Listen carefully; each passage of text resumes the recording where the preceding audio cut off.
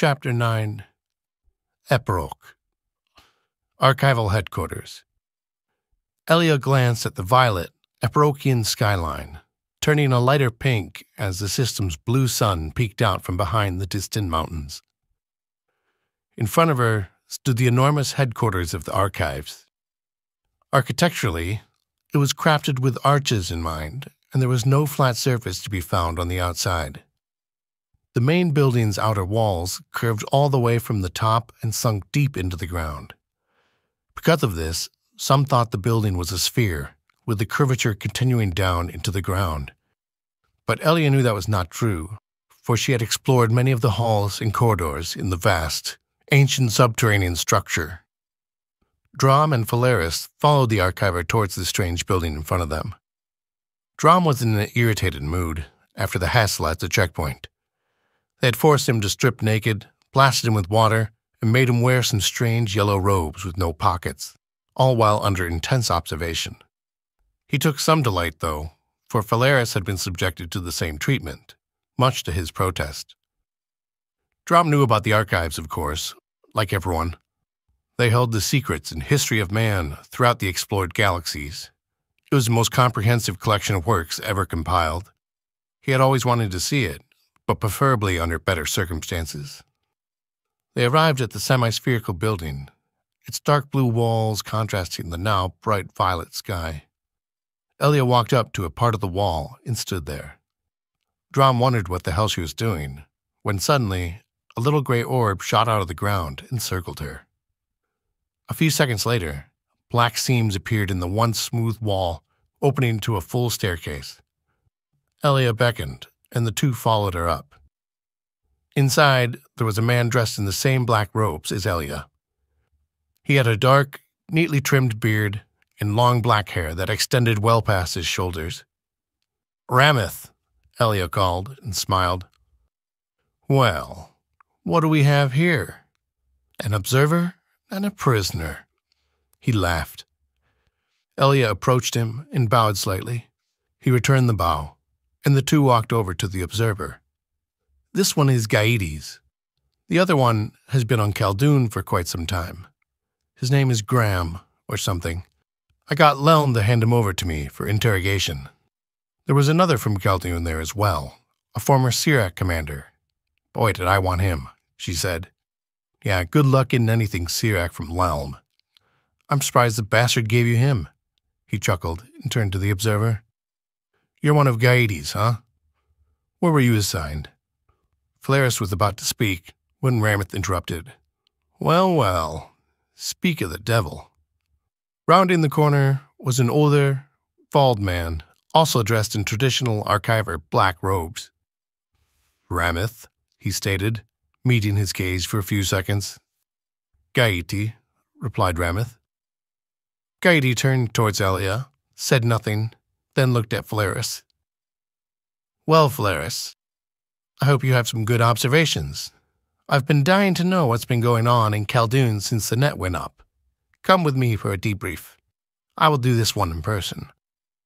Rameth and Elia watched the two until they turned the corner and disappeared from view. "You'd better get that one in a cell.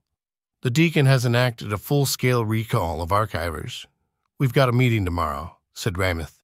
A meeting between all the archivers was a rare occurrence.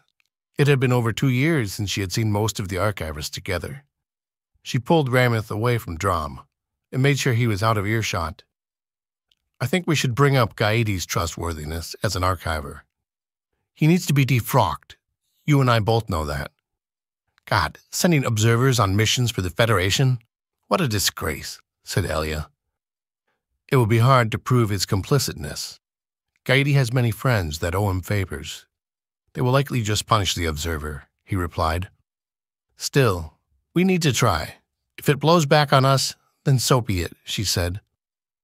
"All right, if you want to do this, I'll support you. Anyways, I got to run some quick errands before the meeting tomorrow. I'll see you there," said Rameth. He turned and took a flight of stairs nearby, his robe swishing in the silent halls. "Come on, Graham. Let's get you to your room." Drom fucking Grenier, jeez. Elia's eyebrows narrowed, and she cracked a smile. All right, Drom. Come along now. No need to get flustered. I think you will find your room of nicer quality than the typical prison. She was right. Drom entered his room, which Elia locked from the outside afterwards. He was amazed. The floor was covered in a plush, burgundy carpet, while the walls were decorated with pictures of planets, system maps, and film posters from some of the Explored Universe's classic movies. There was a bookshelf filled with first-edition copies of rare and hard-to-find books. His bed pulled down vertically from the wall and was the most comfortable thing he had ever sat on. There was a bathroom made with the finest of materials and even a display panel. He had hoped there would be a movie channel, but that was asking too much. It was preloaded with informational and educational programs, ranging from Federation finance courses and even how to build, pilot, and repair small-type spacecrafts. Leave Caldeun a wanted criminal, captured by the Federation, given to the archives a week, get to stay in this suite, Drom said to himself while opening one of the books. Worth it. He laid down on his bed and started reading The Ancient Wars, Hyligan versus Krishish, the First War, but fell asleep within minutes and never slept better. Good morning.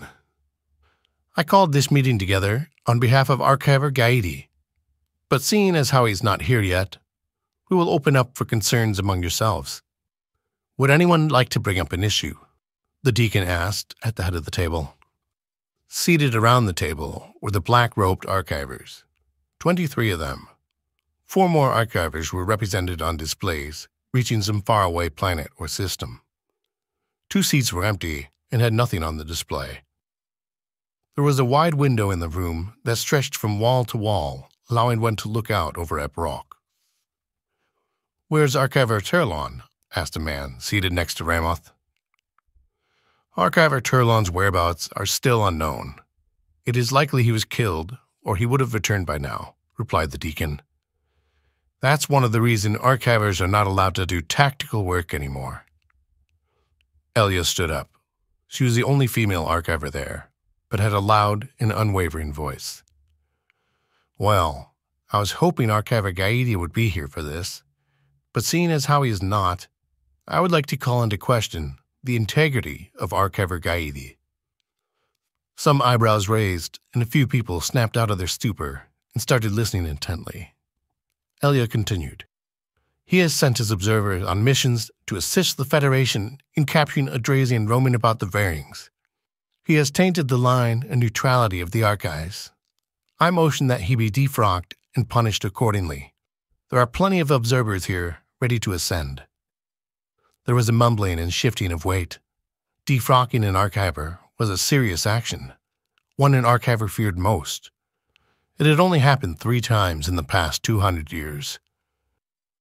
How do we know that Gaidi sent the observers on these missions for the Federation, and not just to find out information?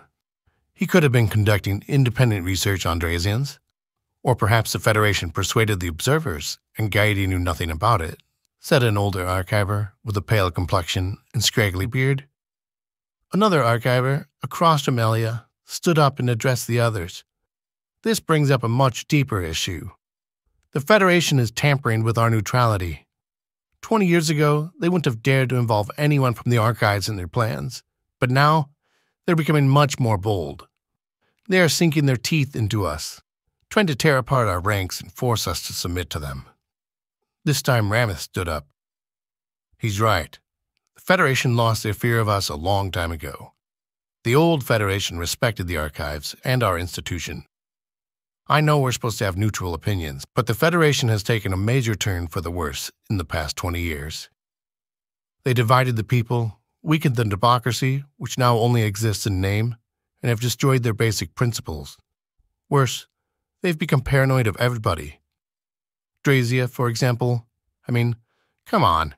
How did we sit back and let them destroy a whole planet, a whole race? To be fair, added the old archiver, the Drazians were bound to overthrow the Federation sooner or later. There's plenty of unbiased research that supports that. And so what? The universe thrives on revolutions and stagnates with long, continuous power reigns, countered Rameth. What are you implying? Asked the old archiver. I'm saying we can no longer remain neutral in this fight. The Federation is poisoned and slowly poisoning all of mankind at the same time. There's no growth, no true free thought, no more creativity. Those who have the wisdom, like us, are obligated to make the necessary decisions, said Rameth. Many would die, and resulting another archiver was cut off by the deacon. Enough. We are not changing our status from neutral, and Rameth, you should be ashamed of even suggesting it. Such an idea might be bounds for defrocking in itself. Rameth took a deep breath. He was about to speak when Elia cut him off. Deacon, this talk of the Federation reminded me. Why are there 4 Federation heavy cruisers in our system? She said, hoping to pull the attention away from Rameth. The deacon looked at Elia for a long time, studying her. I've heard nothing of warships in the Kinar system. They are not allowed by the treaty. You must be mistaken. My eyes rarely deceive me, Deacon, she replied. Mintir, get us a connection with Kinar 1. Let us find out, the deacon said. A red-haired archiver punched in symbols on a display in front of him. A piece of the wall fell down to display another monitor. After a few moments, a live video feed was being broadcast from Kinar 1. A man in brown observer robes stood in the center of the feed. How can I be of assistance? He asked. He looked slightly anxious, talking to so many archivers. Thomas, we're inquiring about a report of Federation cruisers near the Kinar system, said Mintir. Thomas scrunched his face. Well, funny you should ask. I was just watching them last night.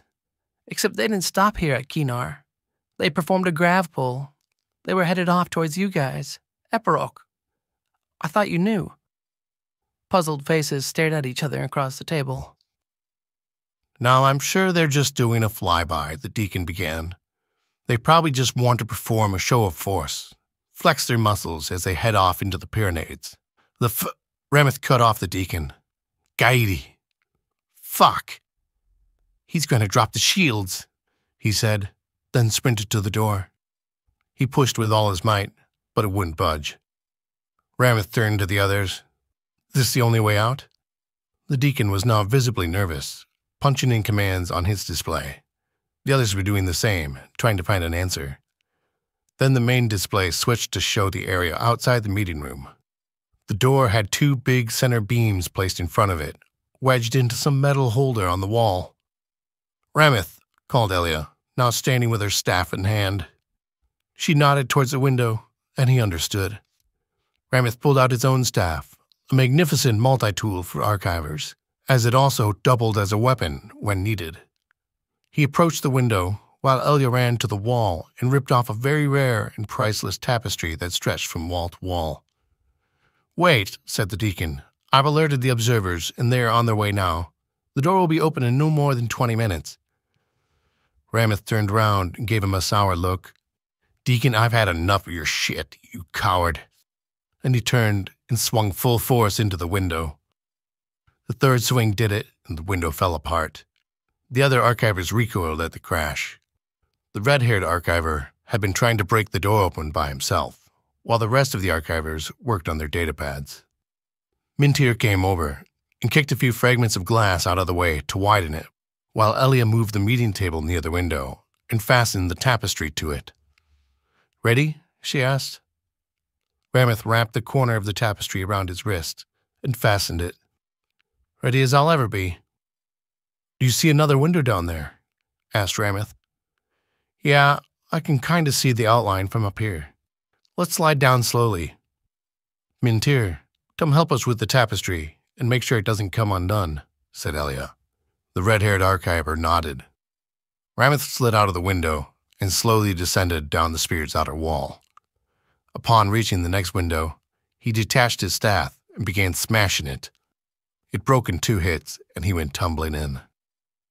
A frightened observer inside backed up against the wall, and papers went scattering around the room. Elia came in next.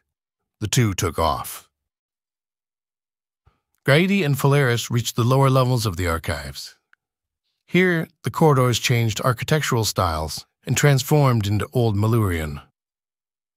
Gaidi briefed Valeris on the plan, but the observer still did not quite understand the grand scheme of it. He knew time was of the essence, and he had helped Gaidi bar the door to the meeting room. But what they were about to do seemed beyond his abilities. To tamper with and disable the Malurian defense system, which protected the archives and a large portion of Epiroc, seemed suicidal. When the archivers found out, he would surely be killed. However, Gaidi had convinced him that by the time anyone figured out what happened, they would both be long gone. Valeris, listen closely. This defense system was built by the Malurians long ago. It still has some safeguards in place. Mainly the long door, as we call it. It is over 150 feet long and made out of solid rock. However, they built an easy lift system that allows it to be retracted with the strength of 2 people. Once lifted, one person is able to hold it in place, while the other is able to enter the control room. Now you will hold the passageway up using the wheel, while I run in to disable the systems and get out. Then we'll take a hidden route that leads to the outside, where my ship awaits. From there, we will rendezvous with the Federation fleet, explained Gaidi for the second time. They turned the corner, and there before him were 2 red wheels. Gaidi ran to the wall near them and put some sort of key into a socket and turned it. A loud click reverberated through the bare walls. Man that wheel.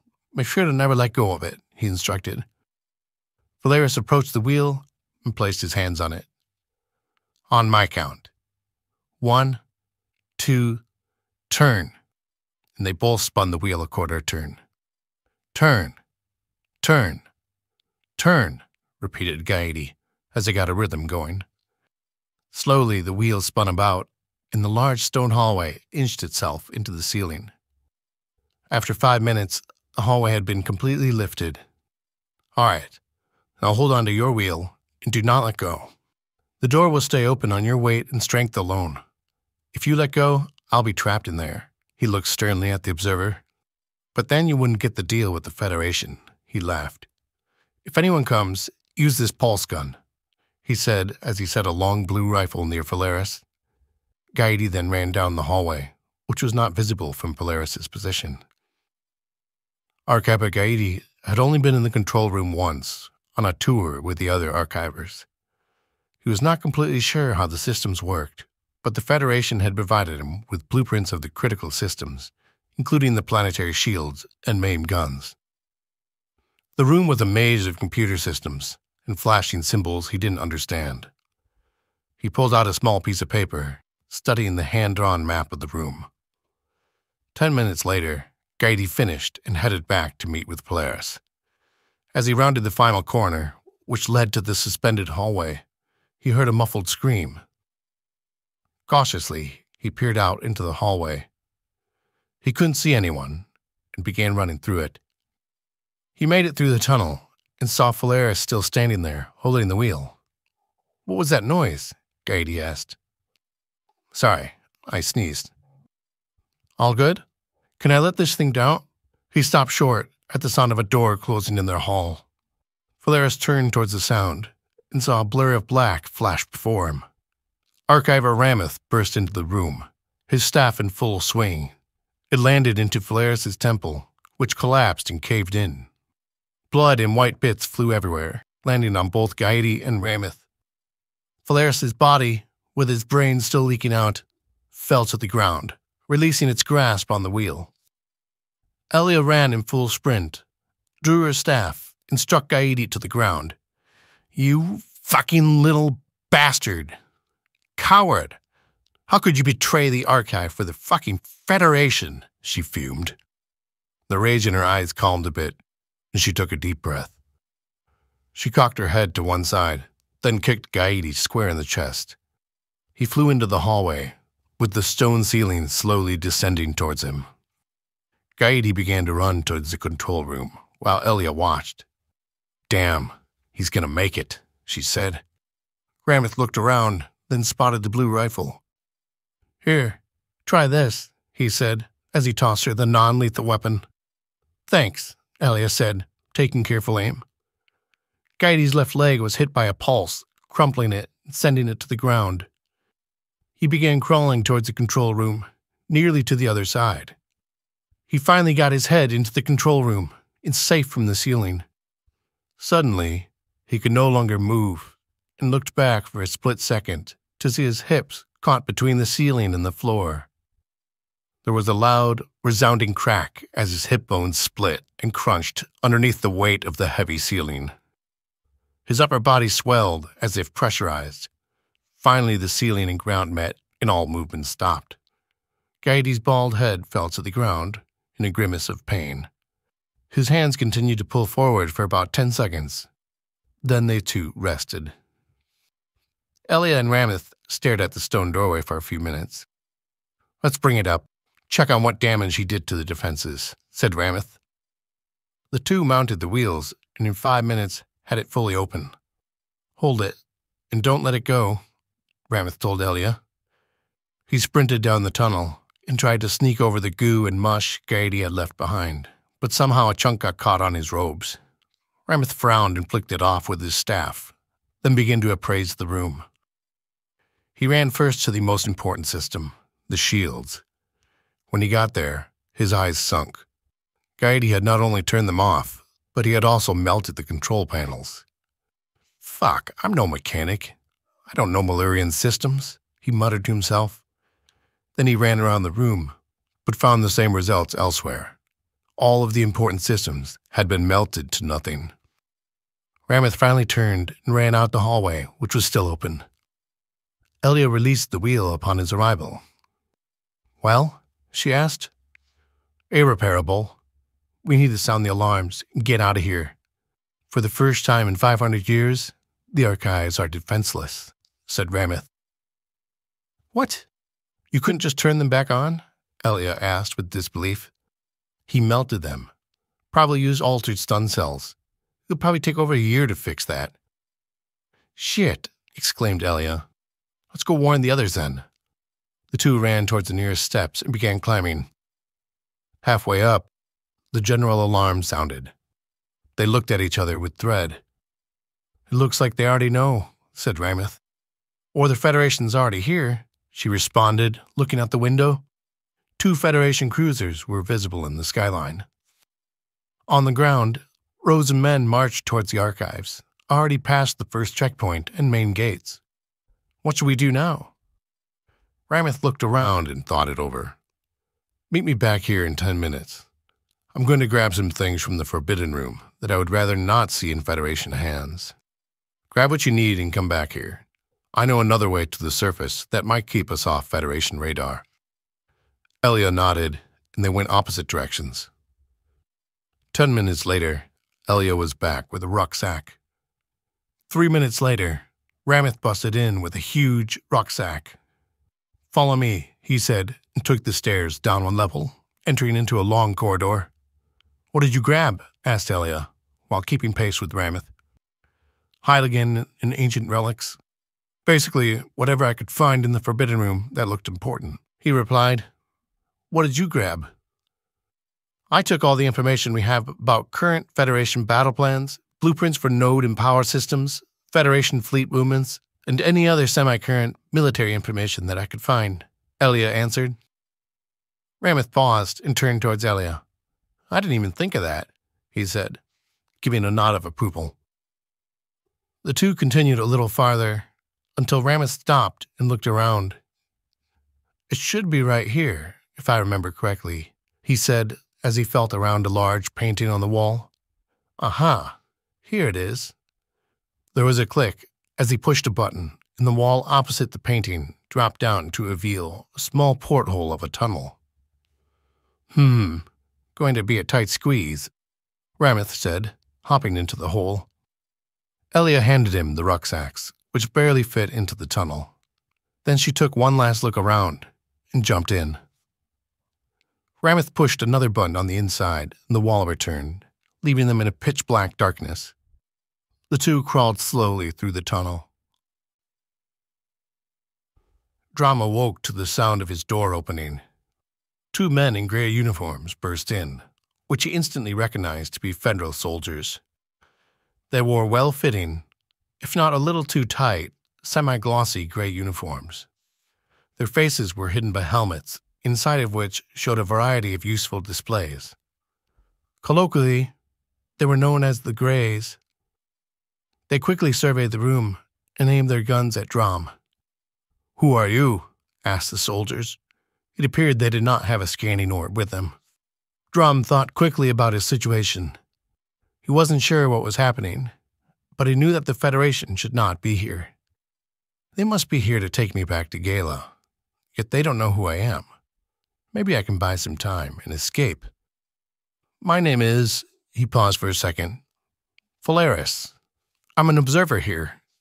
If you're looking for Drom Grenier, he's on a different level." One soldier said something into his collar.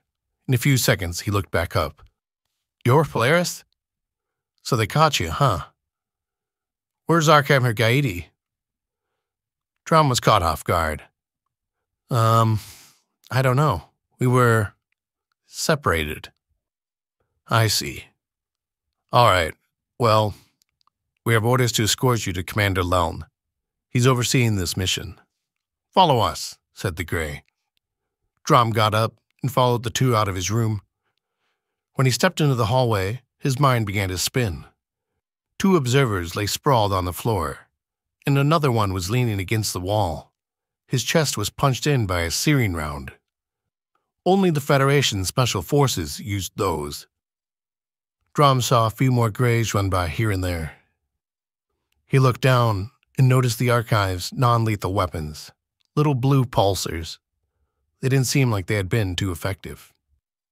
"Come along," ordered the Grey. The Greys led him up 2 floors and through many hallways. As they encountered other Greys, he was immediately targeted, but thankfully rescued by his escorts. Finally, they entered a big room, a galley of sorts. Here, Drom truly grasped the situation.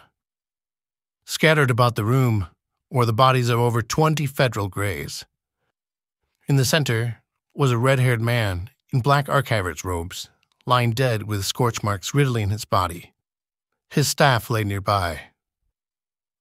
A man in a white and gold uniform was there and looked up at Drom. "Who's this?" he asked. "Commander Unre." "This is Phalaris, the one who disabled the shields," replied one of the Greys. "We're taking him to Commander Leln." Unre walked over to Drom and surveyed him. "So you're Phalaris, huh? Betrayed your own people," he frowned and furrowed his eyes. His escorts pulled him away and towards the door. "Wait," called Unre. The escort stopped, and Drom looked nervously back at him. "You betrayed your people, but saved thousands of my men. The battle would have been very bloody indeed without your help." Unre bent down and picked up the archiver's staff. "Here. These staffs are very rare, aren't they now? I believe there are only 30 in existence.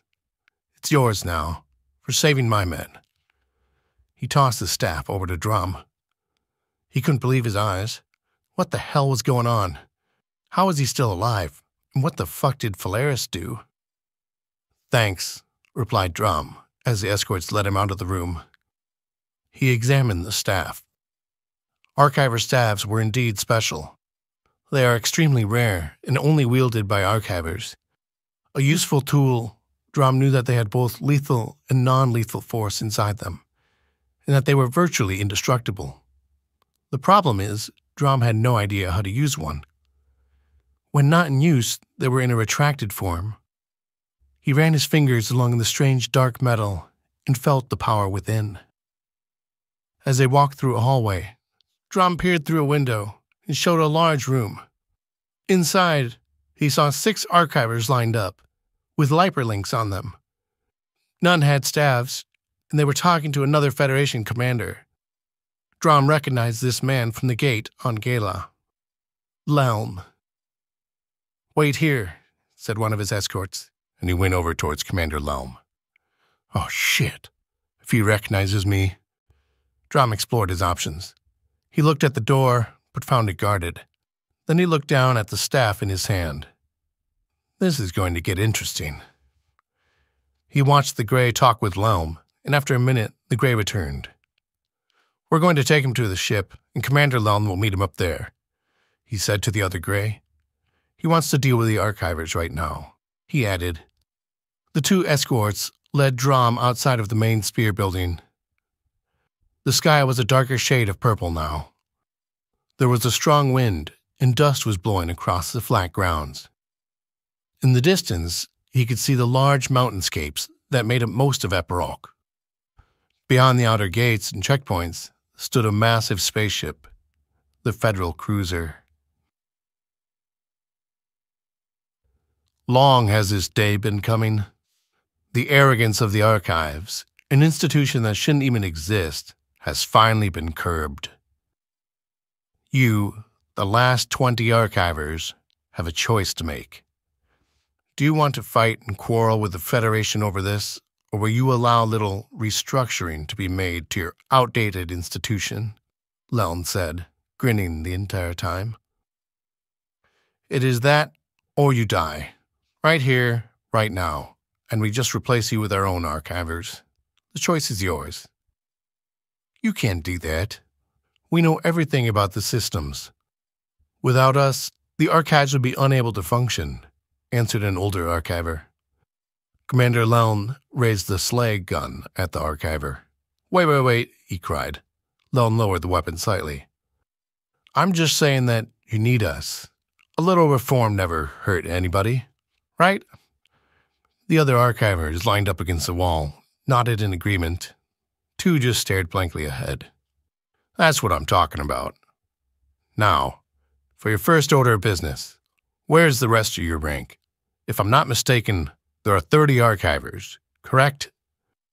I count 20 here, stated Lelm.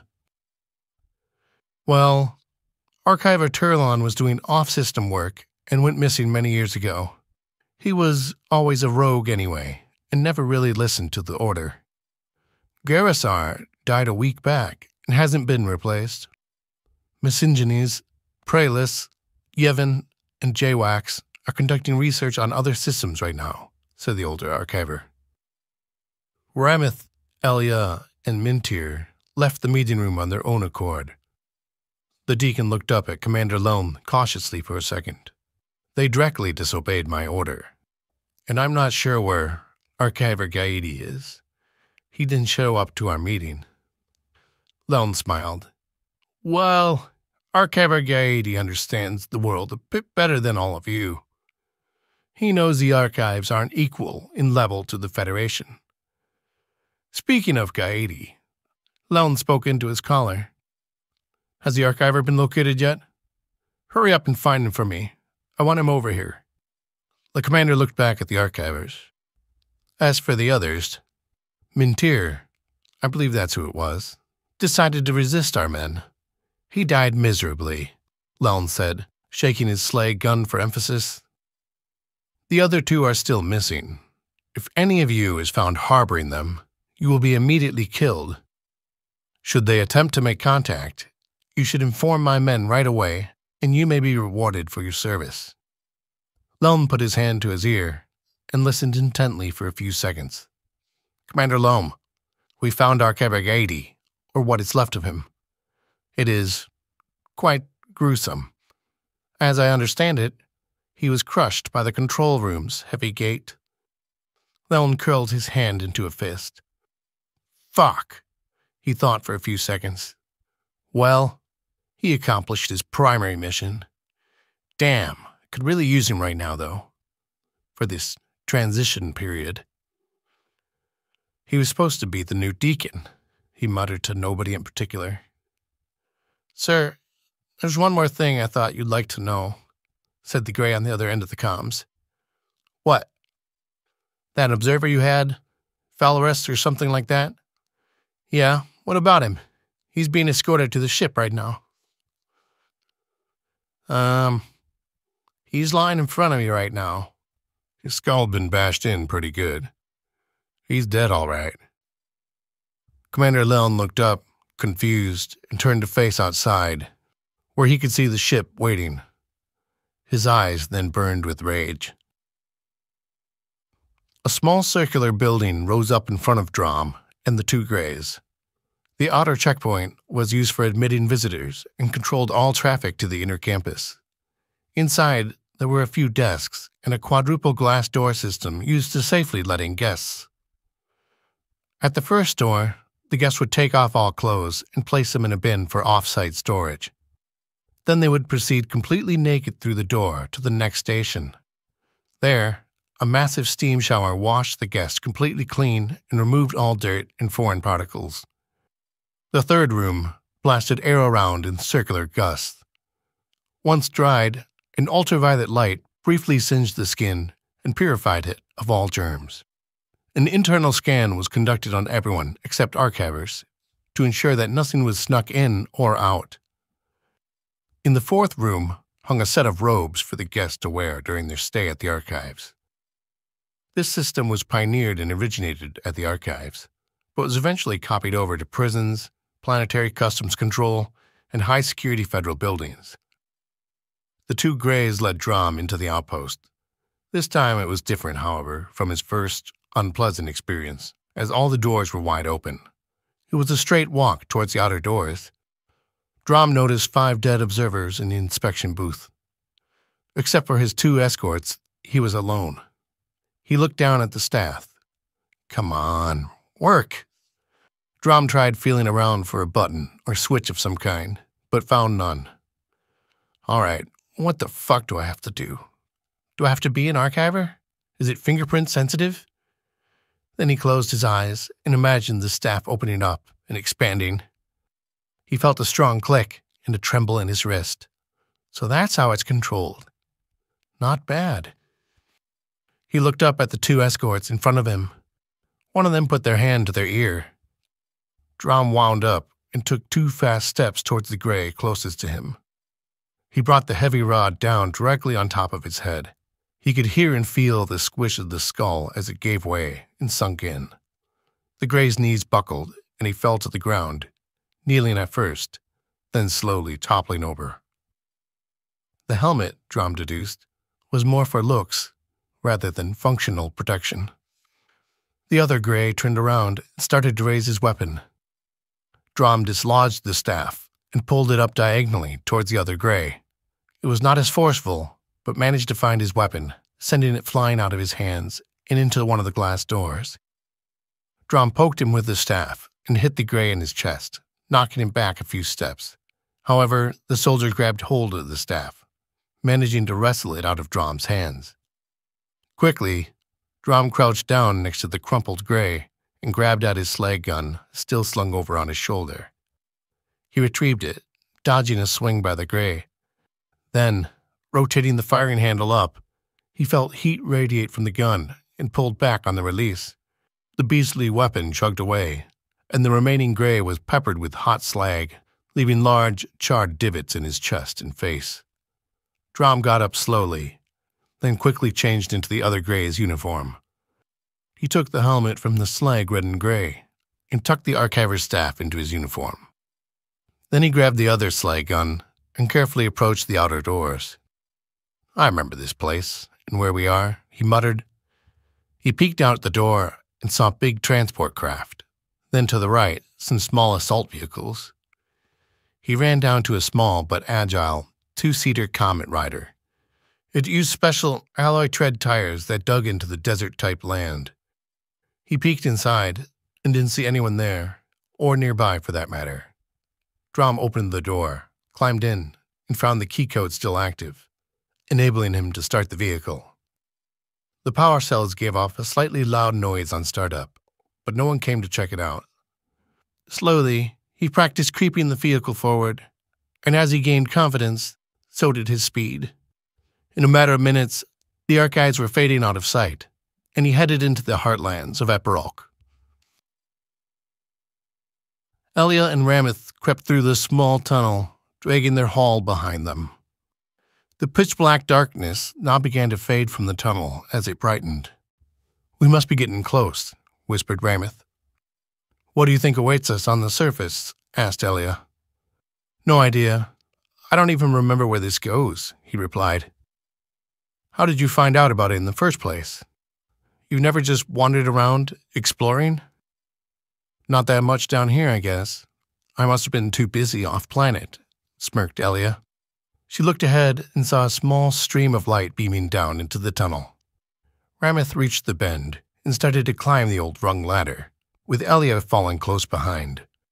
Okay, quiet. I'm going to open the cover and take a peek, said Rameth.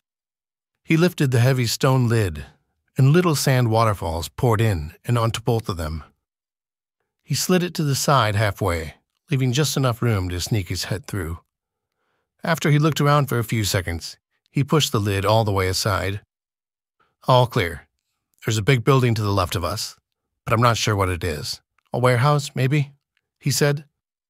All right, let's make a run for it, she answered. Rameth hopped out of the tube, while Elia went back down for the totes. Damn, these are heavy, she said as Rameth took them. Elia then jumped out and looked around quickly. Where are we? She wondered. Quickly, in case there are scouts.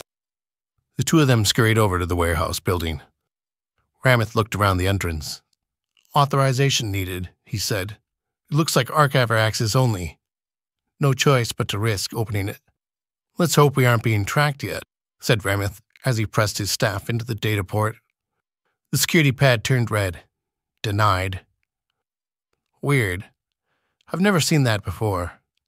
Do you think they've disabled our authentication protocols? He asked Elia. She thought for a moment. No, I don't even think they can do that.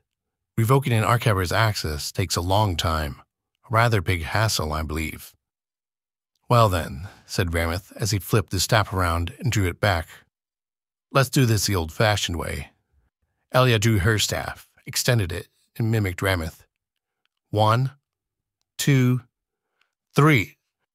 The two swung their staffs forward into the door. There was a loud bang, and a blue shockwave shot out and propagated along the wall. Again. 1, 2, 3. This time, the blast blew the door inwards and took a chunk of the connecting wall with it. The two moved inside, staffs ready. The air was musty and poorly ventilated.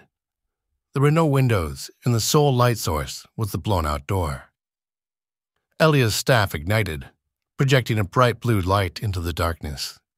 As their eyes adjusted, a hulking outline appeared before them. Holy shit! It's an archiver ship. What's it doing here, in the middle of nowhere? Asked Rameth. I guess we're in luck, replied Elia, walking underneath the ship towards the control panel. She punched some commands into the pad, and after 2 minutes, there was a whirring sound, and a red light appeared in the blue darkness. At first, it was only a crack of light, but then became brighter as the gangway extended downwards to the ground. This is our ticket out of here, said Elia, excited. Rameth walked up the gangway, through both the cargo and passenger hold, and finally entered the pilot's chamber. He pulled a gray metal tablet out from the back of one of the pilot's seats. He read it, then looked up at Elia, who had just entered the chamber. This is Gaeti's ship, he said. Elia looked around, surprised. Really? I wonder. Do you think he was going to use the same exit? Rameth put the tablet back. Maybe. That's probably why our authentication didn't work. This must be his private hangar, hidden from the other archivers. Elia then remembered the federal cruisers. We'd better get out of here now, before they locate us. Remember how to fly one of these things? It's been a while, but I think I can manage, he smiled. First, let's stealth up. If we play this right, the Federation might not be able to detect us. After all, we are outside the typical flight zone, and will only be visible by sight, said Elia. It's nearly first dusk. We'll have the cover of darkness. Rameth sat down in the main pilot seat, while Elia took the secondary. They both began typing commands into their respective panels. After 10 minutes, the ship's engines were ignited and warmed up, ready to go. Elia furrowed her eyebrows as she punched away on the panel. You stealth the ship. I'll see if I can figure out how to retract the roof on this hangar. Nearly stealthed already, he grinned. Just a few more minutes until we have maximum stealth. There was a roar, and a crack of dim, purplish light broke into the dark hangar as the roof slid downwards on both sides. "Found it," said Elia. "We're ready to go. Look outside. It's nearing dark. I think we'll be able to get out without being noticed.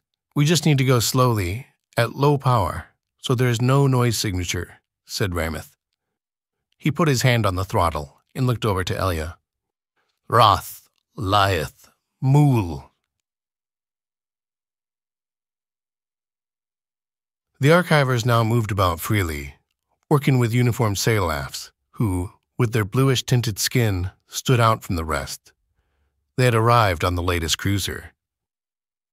Along the trimming of their Federation uniforms ran the cerulean bold line, distinguishing their order among the rest of the Greys. Their indifferent faces scanned the scene before them. Papers and diagrams were scattered about, showing detailed blueprints of Sirac Main's capital. They were in the Deacon's meeting room, now converted to a command and control center. Some of their workers were in the process of installing new glass on the side window. Commander Loam, who did not have direct control over the sailafs, was still there to oversee the change of power. He studied a diagram of Sirac 6, or Spheron in local speak. This was his next target. Here, the Siracs had the power generation needed for the overshield that protected a large swath of the system from Federation bombardment. One of his soldiers came into the room and ran up to him. "Sir, we have reports of an archiver ship that took off and left the atmosphere not 5 minutes ago," reported the soldier. Leln looked up, slightly surprised. "They got off. Well, all right, let's put a tracker on them and see where they go. We will find whoever harbors these archivers and eliminate them as well. Let me know when they head into a planet, and make sure that Elia stays alive." The soldier hurried out of the room with his orders. A Salaf approached Leln. She spoke quietly. "We need to intercept that ship. Archivers are dangerous, and we can't afford their escape. This is my matter, and I will take care of it. Mind your own business, Mauk, and focus on the task given to you." She slammed her hands on the table and stared at him with her wide eyes. She lowered her voice even more and spoke with anger. "We just received information that those two stole ancient and rare scrolls from the Forbidden Room." Leln raised an eyebrow. "And you may find it interesting," she continued, "that they took the latest plans, maps, and countless amounts of data on the Federation. Checkpoints, power plants, transmission pathways, and personal data about politicians and key Federation personnel." "What?" exclaimed Leln. "That's impossible. The archives weren't allowed to monitor the Federation," he spat. He pushed a button on his wrist pad. "Well, it looks like someone didn't listen," replied Mauk, smiling slightly. Leln looked around. "Deacon, to me." The Deacon came humbly over to the commander. "Yes, Lelm," he answered. "Commander Lelm to you, Deacon. Did your archivers record and monitor the Federation?" The Deacon began sweating profusely and stammered a response. "Well, I certainly did not give such a directive." He took a breath. "But that might not have stopped others from doing it without permission." Lelm became furious. "I thought you were in charge of these archivers, yet now I get the feeling you're in charge of jack shit." I am in charge of the archives. The archivers fall under my command. However," he paused momentarily, "some archivers do not obey the institution. They feel they are exempted from the rules. None of us here, though." He gestured towards the other archivers, assisting the Salafs. "We all respect the laws set down by our forefathers." "You should have purged your rogues long ago. We could have avoided bloodshed and this current problem," Leln growled. A soldier came running into the room. "New orders. I want a destroyer sent out to blast that archiver's ship to bits," he commanded. "You can't do that," interjected Mauk. "Some of the information and rare scrolls they have on board is priceless, not to mention very useful to the Federation." "I don't care about relics," replied Lelm angrily. "Well, there's rumored to be a gate scroll in the Forbidden Room that leads to Sirac Main. A gate that is still functional," she added. Leln was intrigued. He turned to the deacon, still standing there. Is that true, deacon? Was there such a scroll? The deacon nodded. Yes, sir. I do believe there was such a scroll down there. The commander stood up and began to pace. God, it's a good thing we finally tamed your fucking institution. What else have you hidden away down there that could have helped the Federation? Don't you want peace and to end this nonsense with the Syrax? I'll tell you something about the Syrax. They're fucking strong. This scroll could have ended this stalemate, this impasse. It's still good, said Mauk, standing across from him. We just need to catch that ship. Lone cast another scornful look at the Salaf. Their ships are faster than ours. How do you expect us to catch them? Mauk smiled. We Salafs have an outpost on Kinar 1, where the ship appears to be heading. We can intercept them.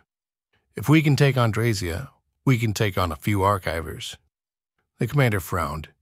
Don't you dare take credit for taking Drazia all on your own, you arrogant bitch. Without the Federation, you wouldn't have stood a chance. Besides, don't forget about the Yurkip Rentla, he taunted. Mauk glared at Lelm and bared her teeth. He knew full well her husband had been the commander on that ship. The only ship to go down in battle was a fucking Salaf ship. Figures. Due to bad maneuvering, no doubt. She took a step towards Lelm. The soldier reached for his gun, while Lelm quickly put his hand on his hilt. You need to learn when to shut your trap, Lelm. That ship was fucking destroyed by the Drazian defense system. You know that. The blame falls on the Federation. They were supposed to have disabled those defenses. They were supposed to have neutralized the defenders. Don't you dare blame the Salaf for that screw-up. You cost the lives of 13,000 Salaf soldiers, she retorted. Mauk took a deep breath. What about your personal mistake last week on Gala with that Drazian you failed to kill? You didn't really plan on capturing him and risk breaking the Phyllis agreement, did you? Lelm backed up and after a few seconds relaxed his hands and motioned his soldier to do the same. Don't worry about us breaking the agreement. We won't let any Drazian walk about freely, at least with a free mind. Your people need to get over their paranoia of Drazians. Drazia is dead and gone, out of the picture. Now, we focus on Syrak, then Goman. System by system, we will have universal peace and order. Perhaps if we had some competent Salaf leaders, like Maran, we wouldn't be stuck in this great siege. Where the fuck did he go anyways? Maran doesn't have time for sieges, Mauk replied, smiling. He got addicted to taking over planets. He's out in the lesser beams, terrorizing life out there. What a waste of a good talent, replied Lelm. We could use him against the Syrax. Am I not good enough for you? Mauk laughed. Let's get back to the issue at hand.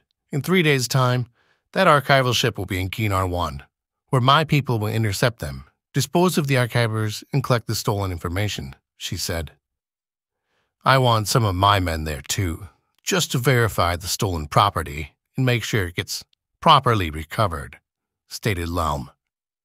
We got ourselves a plan. In the meantime, let's continue scouring these Syrak documents. If we're lucky, we can launch the assault in 6 months, she said, grabbing the papers off the desk and heading back to her makeshift workstation.